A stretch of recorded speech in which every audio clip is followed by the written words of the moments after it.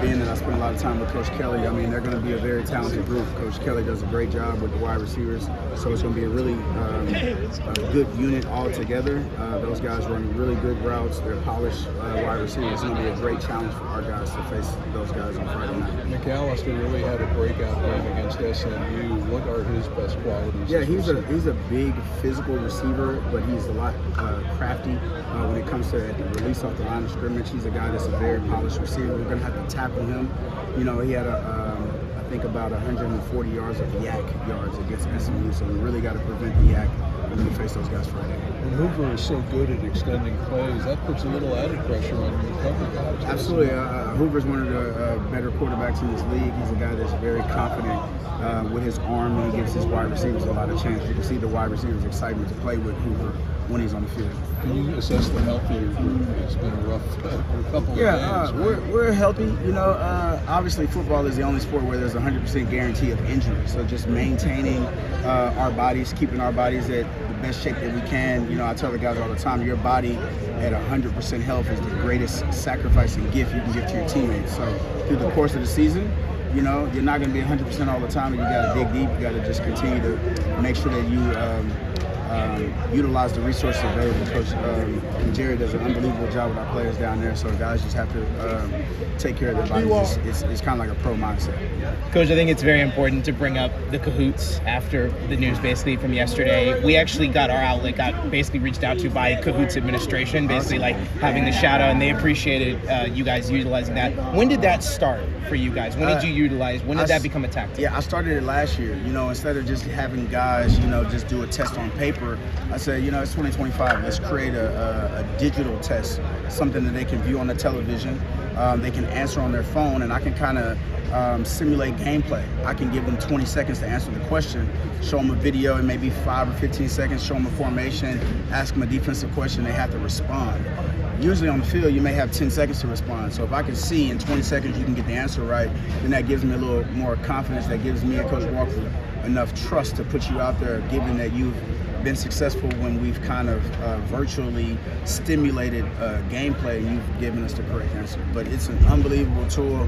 I would recommend a lot of people to use it for this generation. And how beneficial has it initially been for your group? What has been the positive response from just the guys over the course? Because you have a very veteran group for the most part. Yeah, it's essential. I mean, when you first do it, when it's in a multiple choice format, it puts the answer up there. So you get to know which of your teammates are right, which of your teammates are wrong. So there's kind of a little embarrassment when it first comes in, but we Kahoot 4 times a week.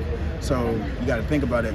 Now it's kind of like religious. Now it's a part of their rituals on a daily basis. So I feel like it kind of pours concrete on our coaching, and it kind of helps us layer our coaching. So if we have a Kahoot on mixed down, or a Kahoot on third down, or a Kahoot on red zone, we can kind of pour the concrete and know that from a testing standpoint, our guys have graded at a certain percentage. So we make sure that they grade at a certain percentage. If not, they take it again, and it kind of gives me and Coach Walker as the teachers on the other side, which questions collectively as a group did they miss? What can we emphasize more? And it's essential at this point for us. Shout out to Kahoot. You guys appear to run a lot more man coverage than typical against Baylor. How do you think your unit kind of responded to those adjustments? We take it week by week. We find out what they do, and we try to utilize our players and put them in the best advantage to succeed. We felt last week in us playing off versus Texas Tech, what they saw on film is literally what they probably wanted, is to have the corners play off and then be able to get free releases off the line of scrimmage. So it was kind of good to play cat and mouse and play chess with them and go into the game with a press mindset of making them earn it. So that was our mindset going in, and week by week we make those assessments, given the personnel, given how we feel about our matchups, with what our game plan will be going in. So kind of what would your assessment be of TCU's offense? It's similar, but it's different in a lot of ways. You mentioned Hoover and how strong he can be. Yeah, very similar. I would say that, like I said earlier, Hoover is probably one of the more better quarterbacks in the league. Got a lot of respect for him, being that I was there when Hoover was brought in. He's a guy that is going to give his wide receivers a chance to make a play as much as possible. So when we're playing off, we're still going to have to be able to anticipate the route tree, and we're going to have to be able to be sticky to routes. Same thing in presses. It's no different mindset.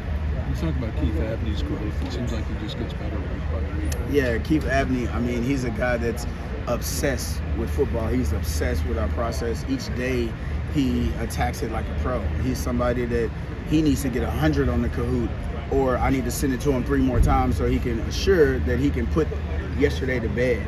So to just see his process, it's been exemplary. For the other guys in the room to see Keith's process, it's no wonder that Keith is having success and probably playing statistically as the best corner in the Big 12. We've been championing him to finish the season. It doesn't matter where you stand now, you got to finish the season. So for other people to see Keith and to see his process, to see his buy-in, I mean, he's literally setting up the torch to pass to everybody else in that room, and they're going to follow Keith's example. And you've been active online about all the positive press that he's getting from national outlets, from NFL scouts. Kind of, how do you assess his future potentially going pro? I mean, obviously, we just have to market. We have to market here. So anything that's positive about our players, I'm always going to retweet and endorse that. You know, those will be conversations that we'll have at the end of the season. But for those guys, we want the cornerbacks to come to Arizona State to have pro aspirations. When you start getting pub, just like I said earlier, it kind of creates more proof in the pudding. It kind of lets the younger players know, hey, this is the way we want to go about things. And if you just keep your head down and work, the accolades, the praise will come. But, you know, when I was at TCU, we had 10 players drafted that was on that roster when we arrived to the NFL. A high tide raises all ships. So as long as we continue to win at a high level, a lot of players under our umbrella, whether it's offense, whether it's defense, will get those opportunities to go to the next level because the NFL wants winners. Jordan Tyson has had a lot of pub over the past 2 years. Who goes against Jordan Tyson every day at practice? Keith Abney. So it's almost like iron sharpening iron. Him going against Jordan Tyson every day, he doesn't see Jordan Tyson on Saturday. So to have one of the best receivers in America that you go up against every day makes Saturday much more easier for Keith Abney, for Jordan, for Javen Robinson, for Rodney, for whoever gets an opportunity to go up against him. And talk about Rodney. Abney's your highest graded player by PFF. Rodney's your second highest graded player. What does that say about the depth of the unit? Yeah, it's a lot of depth in the unit. You know, I'm proud of Rodney's progress. You know, probably a top 3 freshman in the country when you're talking about statistically for those that matter, but he's a guy that is the prototype. He's a guy that has exceptional length, twitch. I mean, he's what we want to recruit here at Arizona State. For him to go through last year as a redshirt and preserve that year has been essential to his success and him being able to hit the ground running and be able to come in and spell Javen and spell Keith and not miss a beat. So I honestly feel like the sky's the limit for Rodney Bench. Coach, what do you think of your guys' ability to bounce back from penalties like Abney did against Baylor?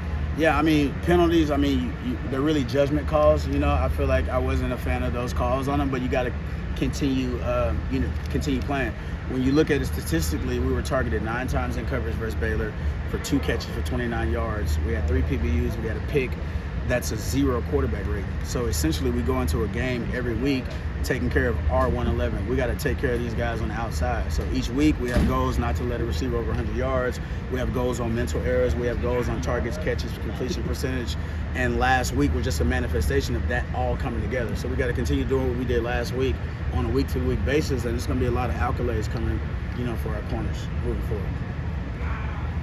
Okay, I apologize if this has already been asked, but just with your previous ties to TCU, I guess, what are your kind of memories from that time period and how that helped you grow and for coach you are? Unbelievable year. You know, being able to play for the Big 12 championship and make the playoff at TCU was unreal. You know, it gave me a lot of zeal for the future of my career because, you know, when you taste the championship, you really reflect on a lot that goes into football, from the off season, from recruiting, from being away from your family, to really being here 14, 16 hours a week. You do too much not to go to the playoffs. You do too much not to play for championships. You do too much not to be putting 3X t-shirts over your shoulder pads and doing confetti angels in the end zone that we did last year at Dallas. So that's kind of the mindset, and it kind of just creates a fire inside of you to just come here and build Kenny's vision and bring it to life. Of course, last year kind of had a schedule to make the playoffs, but we really have an opportunity this year to kind of put a stamp on this. And, you know, Coach Dillingham wants to turn this into a blue blood. The opportunity is right in front of us. We just got to take it day by day. Like you said, how did that experience of being a part of a